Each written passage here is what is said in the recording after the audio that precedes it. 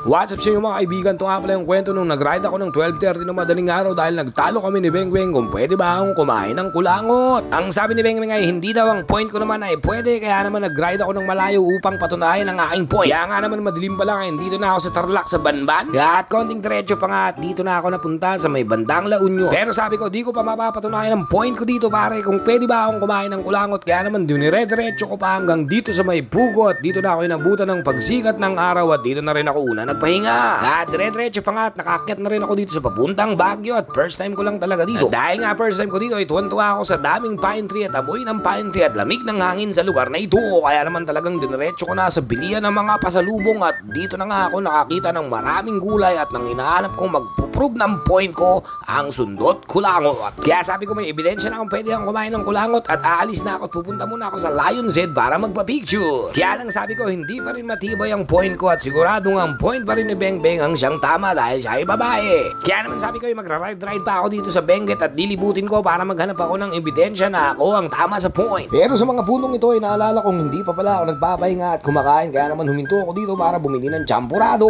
At pagkatapos ko kumain ay nag-ride na akong ulit at sa kalsadang ito pare wala na akong nakakasabay ng mga sasakyan. Ito na ang gusto natin, yung mapuno, magubat at ma-nature. Ikaw na lang na magsasawa sa magagandang tanawin dito sa Benguet. Talaga namang mangha ako sa mga bundok na ito dahil pakiramdam ko may mata ito at nakatitig sa akin ang mga bundok na ito.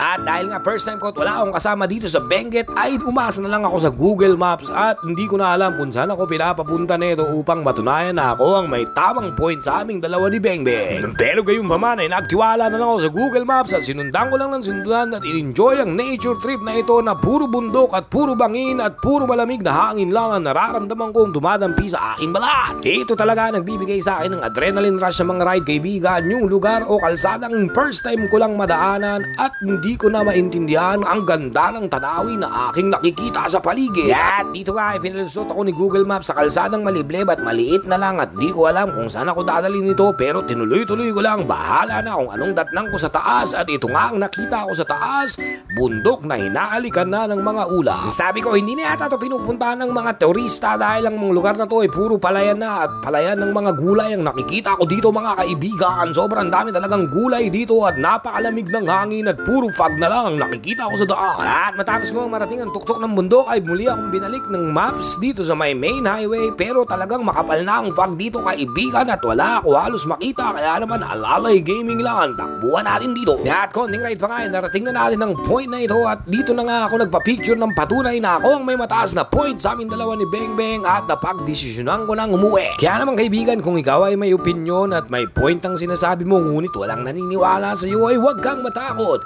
Gawin mo ang mga paraan upang mapatunayan mong tama ang point mo. Sabi nga nila, action speaks louder than words. Maraming salamat sa panonood at pagtambay. Hanggang sa muli, dito lang sa Comic Keys.